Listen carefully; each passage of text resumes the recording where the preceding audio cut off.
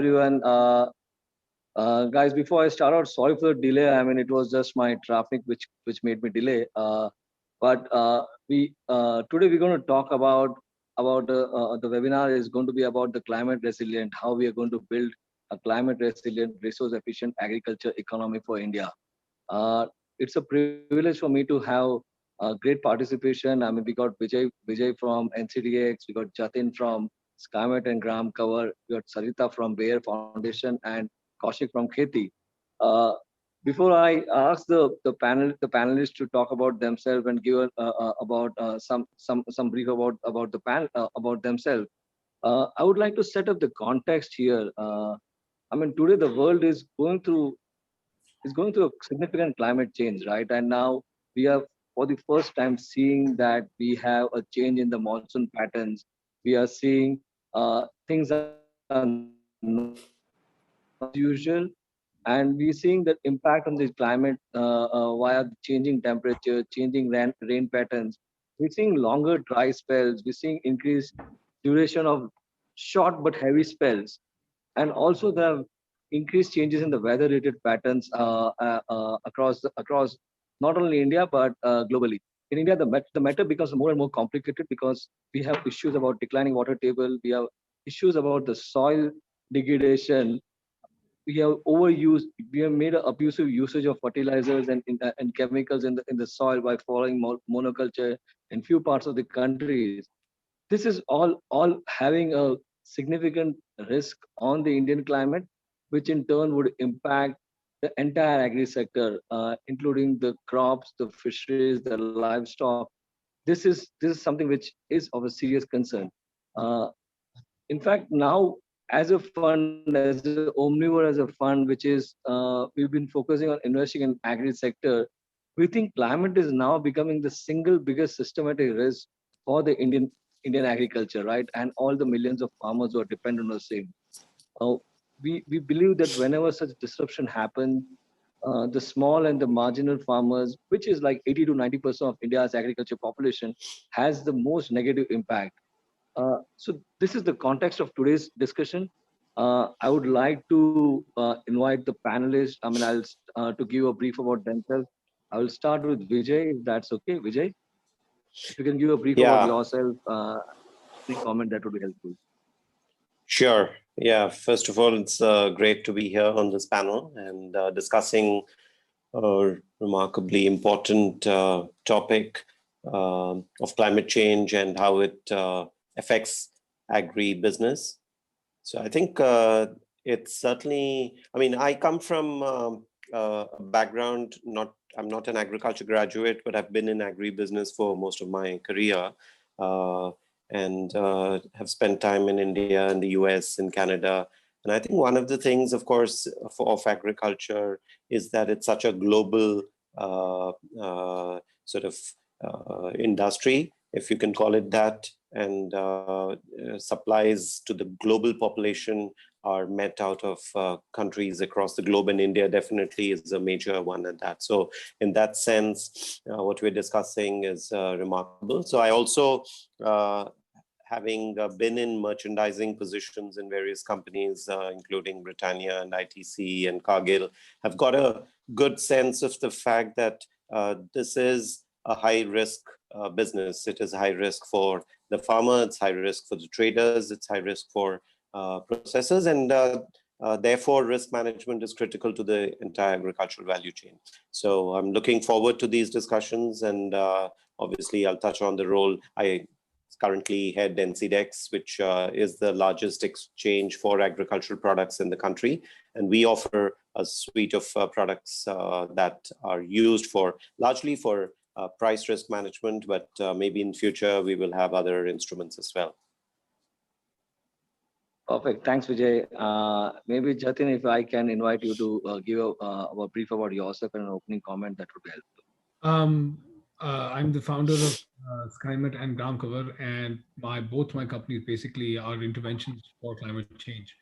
In India, you have to, when we talk about climate change specifically, when it comes to about food security and food supply in India, effectively talk about the monsoon, and that is what at least most of agriculture is in India in every aspect is about 70% of the precipitation in this country is in June, July, August, and September.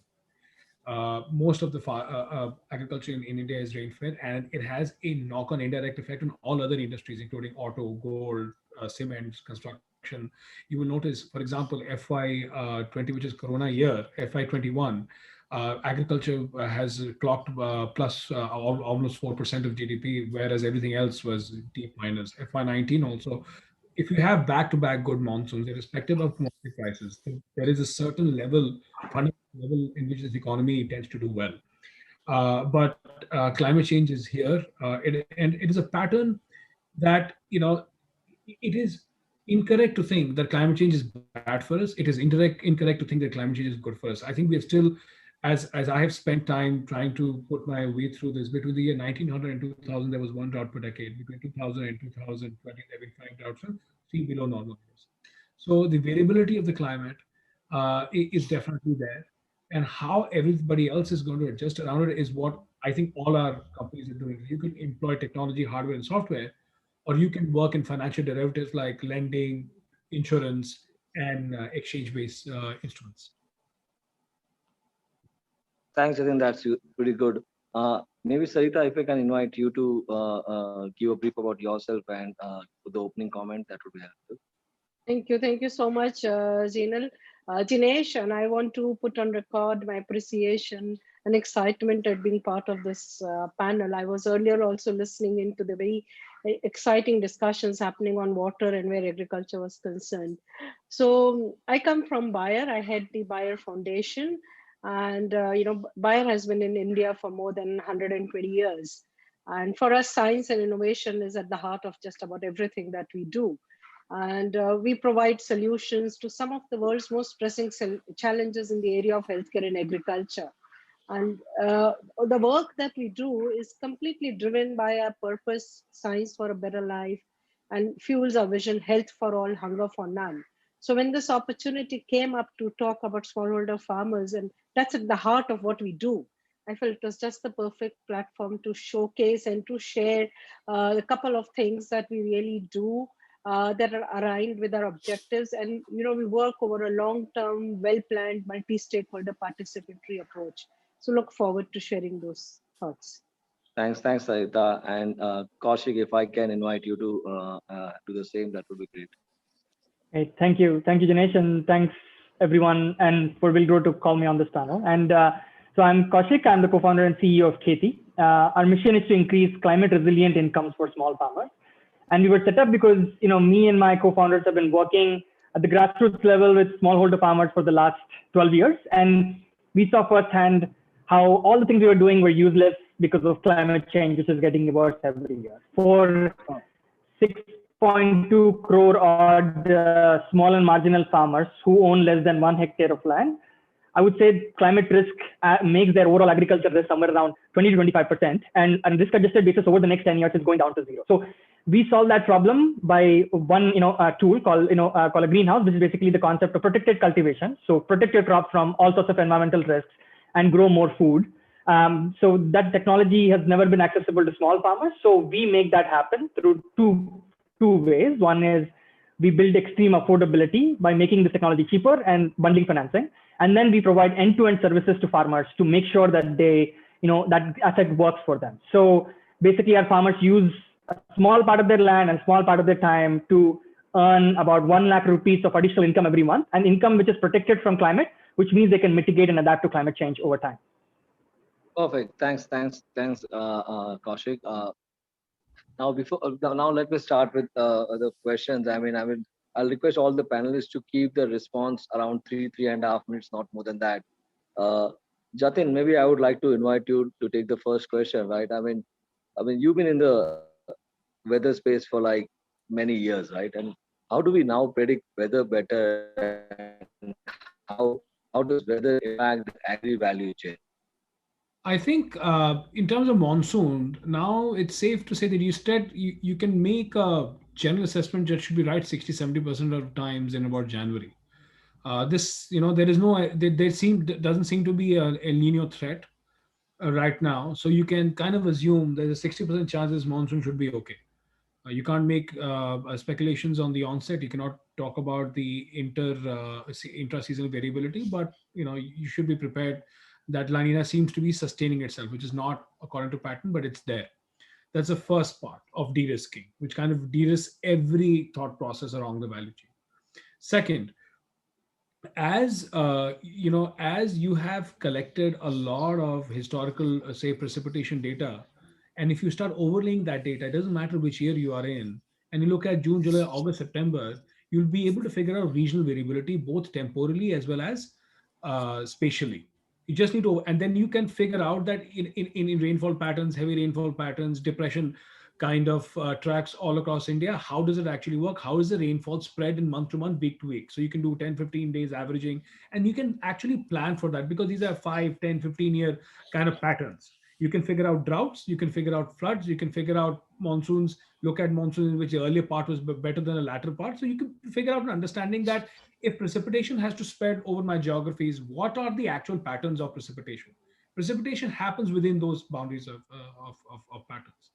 As monsoon starts, also because of the IoT that is there, first you had only temperature, winds, fall, wind data. Now you've got a lot of soil temperature and soil moisture data, which is very, very important because you're now actually getting into the next level. And if that data has been collected, and if you connect it to forecasted parameters, you start getting a better agronomic understanding vis-a-vis what you're actually growing, and as well as the entomology around the area, all coming from weather and climate. Okay.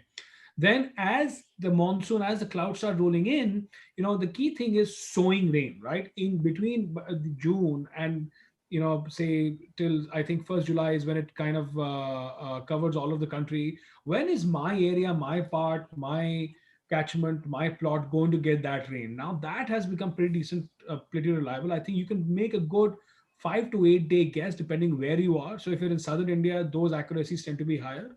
If you're in northern India, that comes down to about 4 or 5 days. When I'm talking about accuracy, I'm talking about that if we have decided to sow during this data, I will be able to do that. I will not miss it. So those datas are available. You can see drought cycles in monsoon in 15 days in advance. So if monsoon is suddenly going to drop off or going to start getting momentum, those those time scales are now easily available, free of cost, and pretty decent. So these are all the kind of forecasting real-time technologies that are now available that allow you to do this. Actually, in our patterns now, we have started using it to a significant level. These technologies have de-risk agriculture, so that now we're used to it.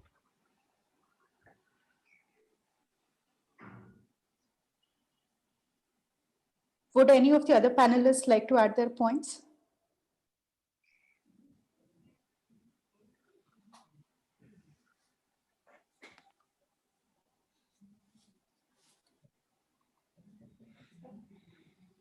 Yeah. Hi. Thanks, Jatin. I mean, I don't know. I'm not able to hear anyone. We can hear you, Jinesh. Okay, perfect. Sorry. Great. Jatin, thanks for the same. I mean, maybe Sarita, if I can invite you to take the first question from you. I mean, how is Bayer responding to the creating of the knowledge for climate change, and how you're trying to help the smallholder farmers? I mean. Yeah. Thank you, Jinesh. I think what we firmly believe in is that there is no, you cannot have a one size fit all approach over here. Given the huge geography that we have, the different climatic zones that we definitely need tailored solutions for smallholder farmers. We are familiar with droughts and famines, but what we are also noticing is because of climate change, the whole shifting crop zones, we now have new pests and new diseases, and the declining soil fertility. All of this are creating a huge impact on the farmer. So what we need is for the farmer is to at least have the knowledge, at least have the choice of the right variety that he needs to grow, have information on the optimal use of fertilizers, basis of the soil health reports, and get trained and be equipped and empowered so that he's able to create a shift and adopt the best farming practices.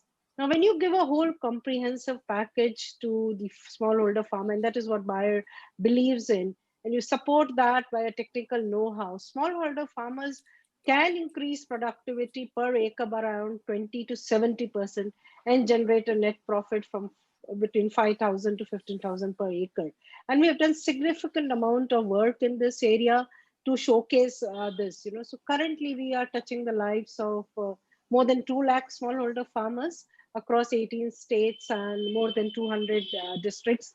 And the way we choose our geographies is also a matrix of that places the human development index, the business areas, and the aspirational districts right at the heart of it.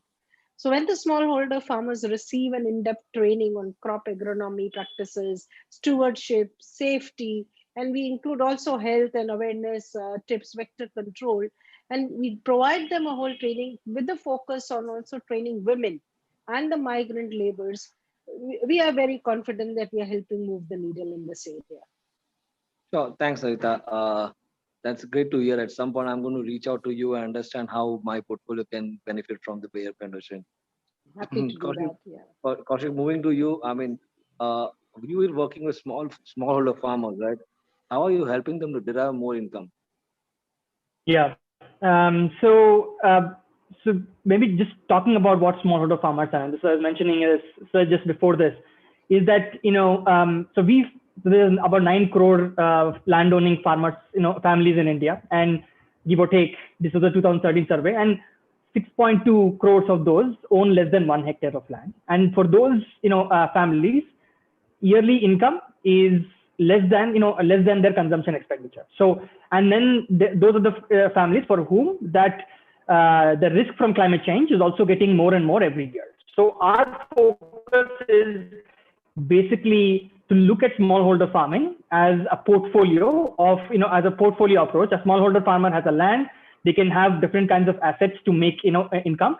And we right now work on one piece of that, which is that, giving them an asset called a greenhouse, what we call a greenhouse, but basically a protected cultivation asset, which they can access through, access not only because it's cheap, but also because we give them access to credit. And that piece of their, income now, one is increases their overall income in their, overall portfolio, but also is protected from climate risk and therefore has a very different sort of risk profile. So, as I was mentioning before this, so this greenhouse, takes 1/10 an acre of a farmer's land and about 1 to 2 hours of day of farmer's time, and they can grow vegetables and fruits and and flowers, horticulture, and make about 1 lakh rupees additional income per year. But that income is largely protected from heat, pests, rain, and and all the other different kinds of climate risk. But this structure doesn't really work without the end-to-end services, and that's where we work with partners to provide farmers access to inputs, advisory, training, and also access to markets. Sure. Thanks, Kaushik. I mean, Vijay, if I can take have you on the first question. I mean, India is really moving from a food scarce country to a food surplus country, right? And now towards a food exporting country.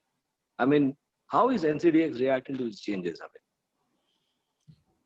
yeah, I think one of the good things is that in a couple of crops, which are what one would call industrial crops like castor and guar, which are really global crops, India has a 80% market share.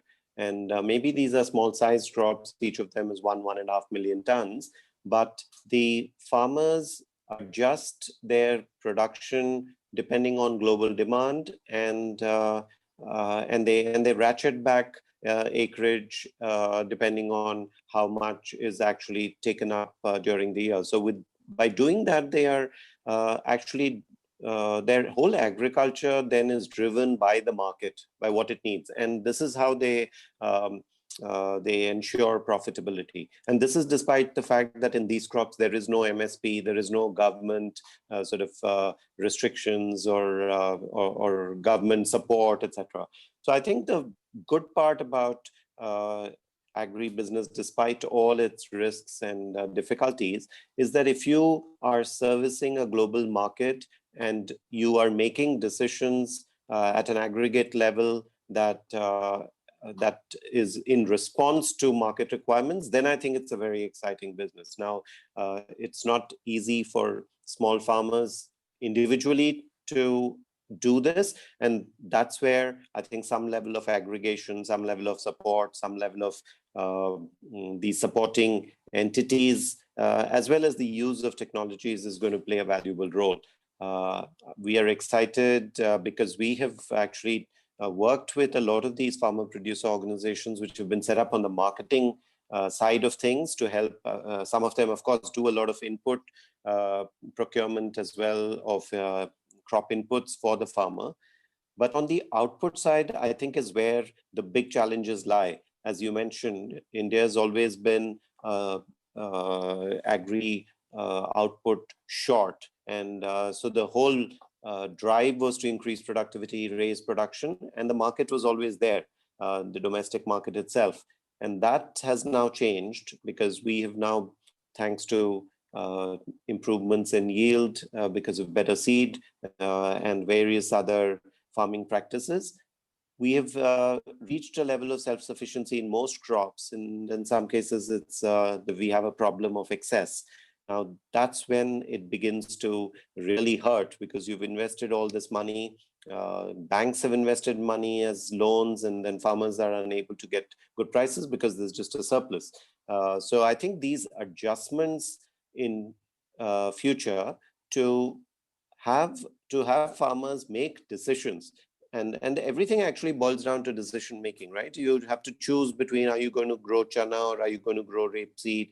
Are you going to grow wheat or rapeseed? And that decision has to be driven not by habit, not by what you did last year or the year before last or even current year prices, but by what you're seeing as next year's demand or demand 4 months down the line, etc. So, and of course, you have to also be very responsive to changes in weather or rainfall and so on. I think it's tough to do it individually, but not difficult if you do it collectively. And therefore, this farmer producer organization can really serve as what we believe to be the catalyst for all things include that involve decisions and help farmers make the right ones.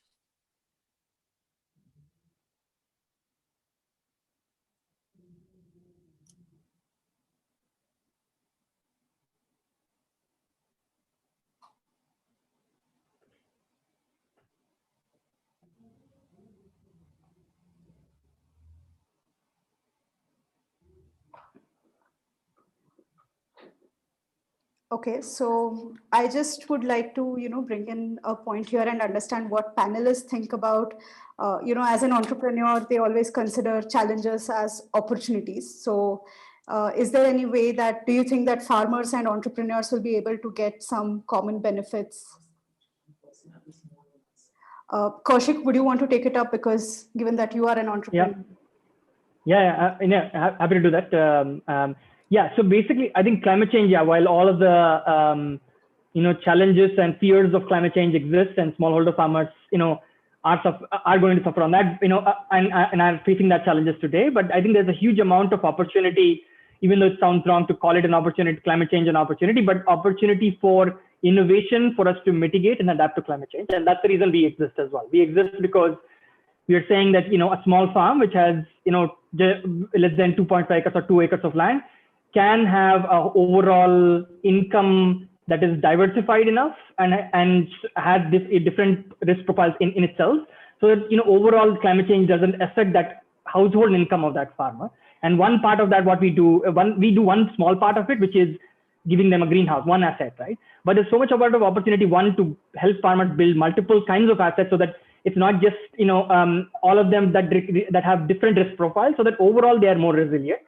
And we've seen, different interventions in the past about bringing animal husbandry to farmers, but also different kinds of, even when you look at the opportunities in precision farming, which helps farmers again mitigate some amount of climate change by being more, focused on how they farm. We talk about crop diversification, which also reduces their risk, and also overall this theme about providing advisory to farmers.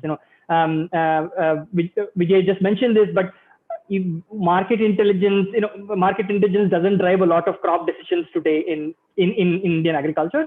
And not only market intelligence, but we need to also bring in sort of weather intelligence, what Jatin talked about, but also things like what is suitable for that farmer's profile. And that overall, tech-driven extension service is also a huge opportunity for us to build resilience for farmers, over the next few years. I think one big piece of, I would say, untapped opportunity specifically in helping farmers mitigate and adapt to climate change is sort of financing, startups working on giving loans to farmers, but still we don't have enough access to capital for smallholder farmers to access all of these technologies, whether it's extension, whether it's new crops, whether it's new assets like greenhouses, whether it's animal husbandry.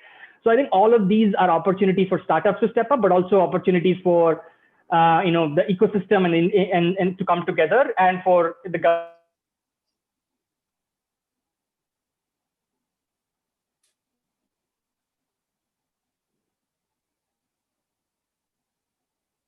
government to sort of create that ecosystem for us to come. Then will a 2.5 acre, 2 acre owning farm is when they have a portfolio of income streams for them. Sure. I mean, thanks, Kaushik, for this. And sorry, guys, I just my technology dropped off. Jatin, I would like to come to you. I mean, the changing climate is taking the mankind into an uncertain zone. How should various stakeholders really adapt to it, right? The corporate, the startup, the farmers. How do you think we should try to adapt to it? I think, I have two parts to the strategy. One, access to finance to small and medium farmers is tough. KCC loan system, let's accept it. It's debit credit on the same day. It's a rollover. I don't think it actually puts money into in actual cultivation. I think virtual collaterals based on land records or crop or some kind of knowledge should open up which is potentially very profitable because they're very capital efficient for insurance and credit linked to these farmers, which is completely digital with limited transaction costs, no leakage, and both payout and claims that can be managed. I think that will go in a long way. The second, which has been the strategy of civilization, I think this country is not optimizing its potential in livestock. Although we have the biggest cattle population in the world, we are the world's biggest milk producers, but it is the small animals like, say, goats, pigs, shrimps, fisheries. If it's there, the markets are local. There is no marketing. Some guy comes on a motorcycle, takes 5 goats and goes away, and that is the end of the value that the tribal or small woman farmer is realizing in say Odisha or Bihar. Somewhere there is because we do a lot of livestock insurance, and we found a retail market because it creates a surplus for which people are willing to pay livestock. There is barely any financing on small animals and goats. I think there is a play there digitally. If we can bring a lot of people into high value agriculture, which you talked about, crop diversification, say chili or other, which is happening. But I find that you spend 5,000-10,000 rupees on one male and 2 females, and it starts multiplying fairly quickly. And it should be able to create a much more surplus. Sure. Thanks, Jatin. Sarita, I mean, you head the foundation of Bayer, right? I mean, what are your thoughts on creating an ecosystem approach to enhance the value chain? And also, I would like you to really comment on the fact that agriculture has a significant amount of women participation, but it's just under current. No one talks about them. How do you think that we should, as a Bayer, you can, as a head of the Bayer Foundation, can you help achieve rectify that problem what we have in the Indian society? Right. To whoever who's listening to us, I just want you to close your eyes for a second and imagine a farmer. And I can bet you are thinking of a male farmer, not a woman farmer. And that's what we want to change. So that answers your question, why we want to work for women and why we feel that women who have always been the backbone of agriculture now need to come in the forefront and be given all the incentives and all the training and knowledge to take agriculture ahead. And thank you for asking this question on ecosystem, because it's very close to my heart, Jinesh. We're very clear that alone we can't achieve much. Partnerships are very, very important. We have important partners today on the panel with us, right? And we believe if we have a common set of values and systems, together we can improve the life of smallholder farmers, and together we can take strides to ensure there is hunger for none. And I want to place emphasis on the none part of it. I would like to give an example on how we are working with the coalition of key opinion leaders and almost 20 core team experts from private and public stakeholders to handle the phenomena of drought, right? So it's not easy to handle drought single-handedly.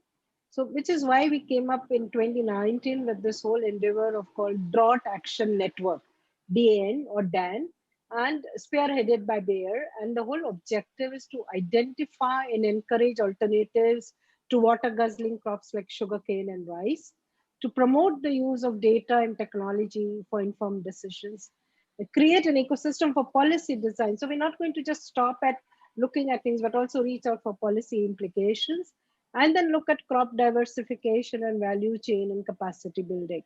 I want to give a couple of example on what we are doing here, and the kind of partnership. So, for example, one of the focus areas in this whole with sugarcane and rice is to commission a drought early warning system by December 2021. So, like Jatin has a weather warning system, we are looking at a drought early warning system, and so the partners over here are former agriculture commissioner. We have the agriculture development trust, and the whole idea is to optimize the drought early warning system and roll it out in the state government of Maharashtra by December 2021. The other focus area, yeah, sorry, you were saying something? No, go ahead, please. Yeah, the other one is can we look at alternative practices in rice? Look at direct seeding of rice. Can we promote tillage, better tillage practices? And can we we want to undertake by Kharif 2021. And the third part is identifying water efficient cultivars in sugarcane and introduce improved germplasm. So that also we are working with Tata Trust, and we have Mr. Abhay Gandhi leading this whole project. So a very fine example of how we can create a whole ecosystem of partnership together and then work for the area betterment of smallholder farmers. Thanks, Sarita. Kaushik, a question to you, right? I mean, as an entrepreneur, we always consider challenges our biggest friend, right? It becomes opportunity. Do you think farmers and entrepreneurs in agriculture will be able to mutually get benefits? Yeah, when you're off the call, we just answered this question, but I'll just say, so this question was asked and I sort of answered it just before you rejoined. But I'll just make one statement maybe, because Jatin mentioned, and that's sort of a full circle of what I said before, is basically we need to create a portfolio of, of income streams for smallholder farmer, and that's the opportunity for everyone out there. And that opportunity stretches everywhere from financing, which is a huge piece that we need to build different assets for farmers, to providing advice to farmers, to providing precision agriculture, to providing access to markets. So I think all of those are created because of climate change, because now the old way is not working anymore. So I think that sort of opportunities exist for us. But I sort of give a bigger answer before this, just before you joined, Dinesh. Thanks, Kaushik. Sorry, I didn't realize that. My bad. Vijay, so maybe we can move to you. Considering that climate change could really impact our crop and the farm production patterns, right? How should agriculture storage react, and how should the other stakeholders prepare for especially the market linkages, prepare for the same? Yeah, I think this is really critical. One of the things that has happened in India because of the type of laws that were set up during a period of shortage was that infrastructure was always created within factories. It was never created on farm or close to farm, and that needs to change. So now when we are entering this a surplus, we need very good infrastructure at or closer to farm. So one of the great things that the government has done now is to create this agriculture infrastructure fund, and also put direct agriculture infrastructure cess in this budget to ensure that there are funds going in every year to create world-class infrastructure that farmers and farmer producer organizations have access to. And one of the things is that this actually reduces the waste and eliminates cost out of the entire supply chain. So to many of us who have traveled to Bihar, for instance, during the maize harvest, if you have a rain just while the harvest is going on, it's a mess because small farmers are using the roads to dry their maize, and just one unseasonal rain destroys massive amounts of their output. So just good infrastructure for drying, good infrastructure for storage, and also bulk handling. I mean, we're a country where 100 million tons of wheat is sort of harvested, and we are still handling it in gunny bags. So I think there is a lot of scope for infrastructure to come in and for efficiencies to be created in the bulk handling of these large crops, so that the cost reduction as a result is both shared by the farmer as well as by the industry. And I think this shift in infrastructure to support the farmer rather than infrastructure which is of course available with the processor, but that doesn't help the farmer. So in Bihar, as an example, if the maize is wet, then the processor buys it at a steep discount, and that's not helping the farmer. So I think on behalf of the infrastructure, on behalf of the farmer is critical. And hopefully this fund will really make a sea change in how farmers and how farmer producer organizations begin to harvest and store their grain much better. If they are producing better quality, they have better storages or separate storages for that distinct quality, and so on and so forth. And I think we should see entrepreneurs also getting in. We should also begin to see the impact of trained manpower. So for example, bulk handling systems, fumigation systems, when it gets closer to farm, you will have youth in these smaller towns and villages being trained on handling these varying types of equipment, which then gives them the basic training. And after a few years, maybe they're equipped to move on to other industries as well. So it has many, many multiplier effects apart from just helping making sure that farm produce is handled well. One of the big points that I'd like to make is that we don't even have an idea of how much crop we've grown because it's not in storage, because it is not converted to a negotiable warehouse receipt. So the funding for the crop is a function of how much crop there is. The idea of our price is going to go up or down is a function of how much crop there is. So just good, transparent data being made available is another corollary of this whole infrastructure piece. So I think a lot is going to change, and the government has set the framework for that to happen. Hey, thanks, Vijay. That's a wonderful answer. Jatin, over to you. Coming to you, right? Climate change and agriculture insurance are two natural allies of farmers. I mean, what is happening? What is the trend in the agri insurance, right? And do you think rural sector will see some different kind of a risk mitigation strategy? I think it's going to happen. You see, the thing with the crop insurance, so there are two aspects: crop insurance and rural insurance. The single biggest part of rural is crop insurance. There are various government programs. Not necessarily, it has never really been a very popular program. But then every time there is this question that should we not do it, every state government wants it because everybody doesn't want to get stuck in a drought and have no money for it. Now the problem is that most crop insurance programs across the world are government financed, because if you look at the other product lines in general insurance, the probability of a drought over a large area in India in a 5-year cycle is far more than the probability of a car accident or of a life product. So therefore you don't get 1, 2, 3% premiums. If we come up with a product which is capped at 4%, which is a 1 in a 25-year event, then nobody's interested in that product. So you always have this kind of push and pull on the crop side. We are innovating on parametrics. We're already doing that. We're also now innovating on price insurance, where there is a product file which we'll be rolling out fairly soon, where the idea is to basically cover the FPO against price fluctuation through an insurance product. I understand that the NCDX is also working on something like that. But again, the problem, and this is where we really need to do a lot of research. The values or the hedges might not be, for example, the farmer would want a price a hedge against something that is very often. So there the cost of the hedge will go up. So we need many more players. We need to find various combinations and permutations for things to happen. So if you try to do something on the wheat rice cycle, it's tough. If you try to pull off something on the horticulture side, it's relatively easier. So so that's how it will take some time. So thanks, Jatin. This is pretty good to know.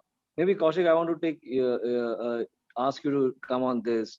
I mean, one way of increasing the farmer and farm resilience is by having a feedback loop from the farmers, right? Between the customers who are consuming and the producer who are producing, right? How is Kheti working on the same to help bridge the gap between what the farmers, what the customers wanted or the consumers wanted, and what the farmers are willing to do it, right? And how would that help farmers make more money? Kaushik? Yeah. Yeah, I would say so. You're right in saying it starts. Hi, can you hear me? Yeah, I can hear Hello. you, please. Yeah. Okay. Sorry. Yeah. So you're right in saying it has to start and be market driven. And as with a lot of agriculture from a farmer side is initially driven by not by markets, but by maybe partly by markets, but by habit, as I think Vijay mentioned this before, and and by what peers are doing. So what we do is at least with our farmers.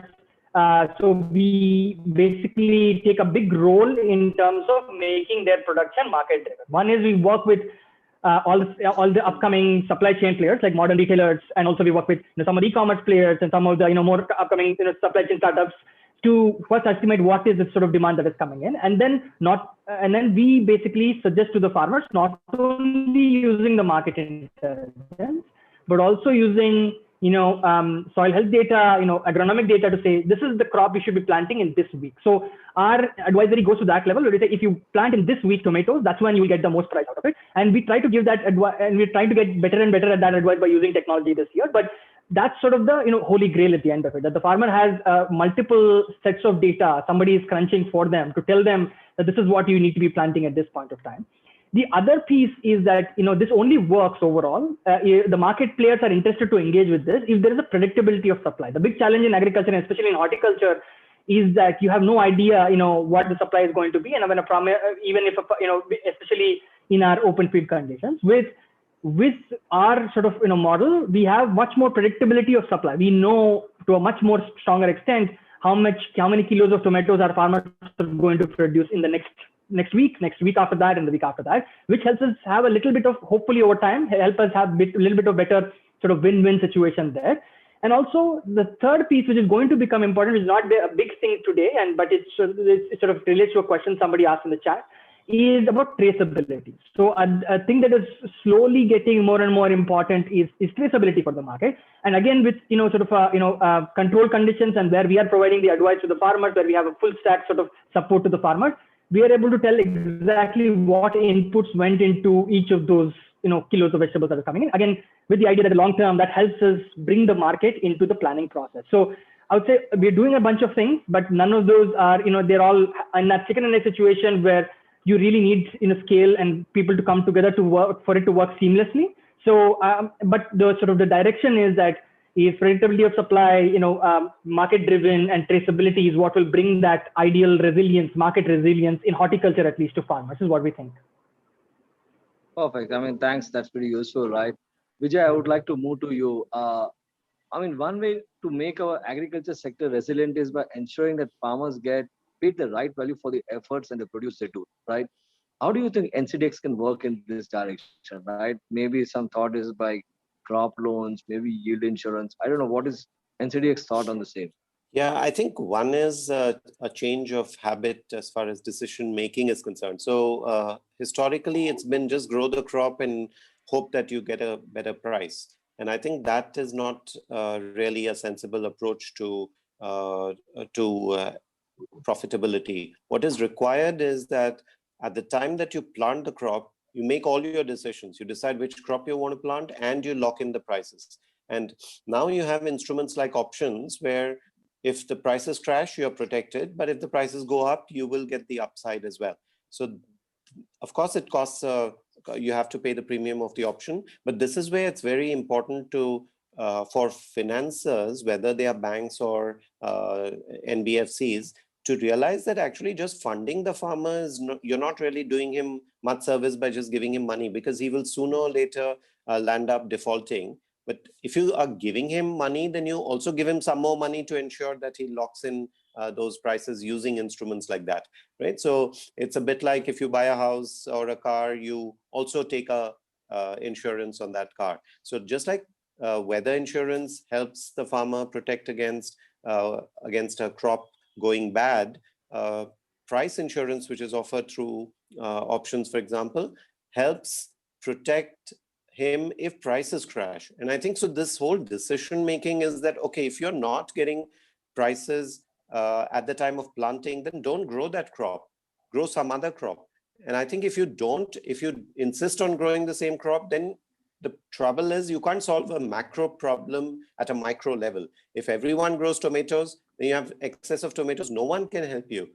Of course, some of it can be processed, and we're encouraging this move towards value addition, etc. But at the heart of it is this market-driven approach and to lock in prices. So the key, I think, is that as far as NCDEX is concerned, is we allow people who cannot afford to take risk to offload their risk, right?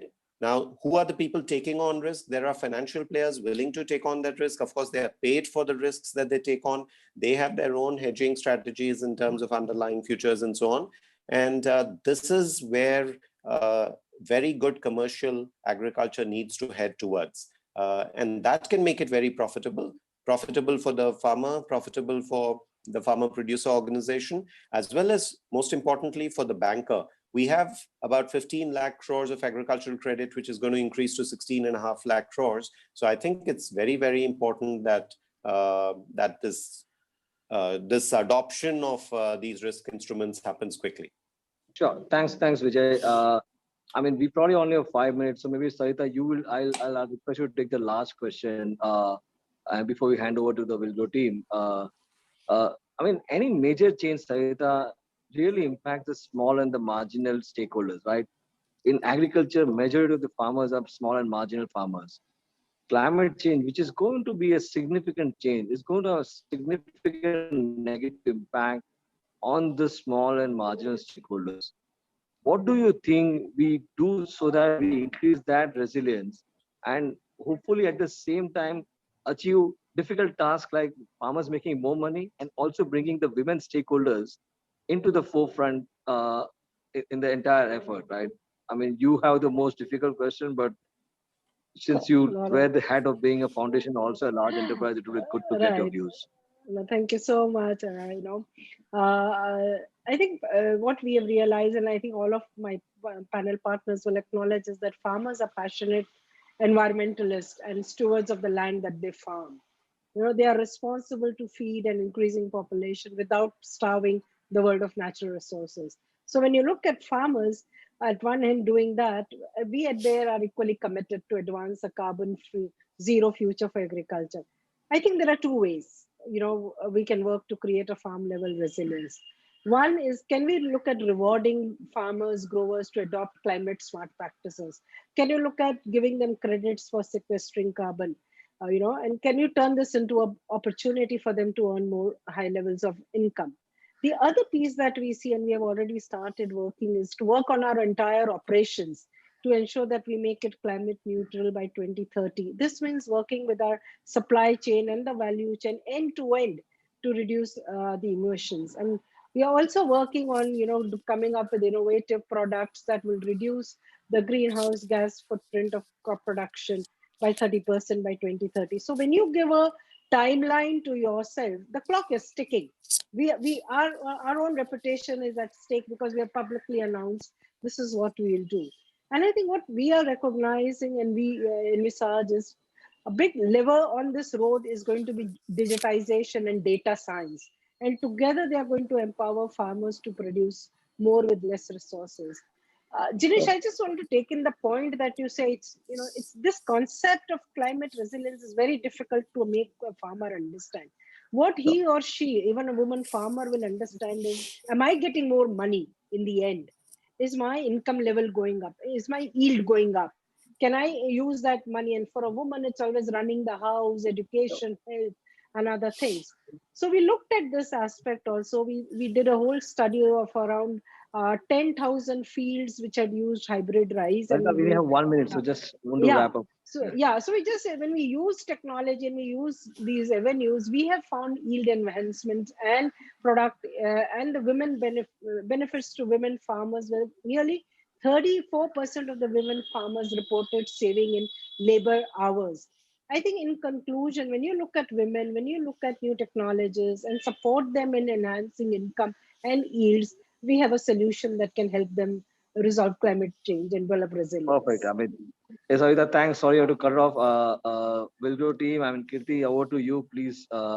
Sorry if you are delayed. I mean, guys, before I give it to Wilgrow team, I mean, thanks everyone for being on the panel. I think it was a wonderful session. I think I will personally reach out to all of you to have offline discussions, figure out how we can work together. But it was a wonderful having you on the panel and taking time out. Over to you, Kirti, on the same for the wrapping up. Thank you, Jinesh, Jatin, Vijay, Kaushik, Sarita. So it was such a delight to hear from you all on a topic that is especially pertinent in the current times. So coming up next is a panel discussion on how hospitals are adopting innovation with their ecosystem and a fireside chat on navigating the tech-based agri-advisory space. So you can also meet Fourth Partner Energy and Bharat Innovation Fund in the networking rooms. So see you all there. Thank you so much. Thank you. Thank you. Bye. Thank you. Thank you. Thank you.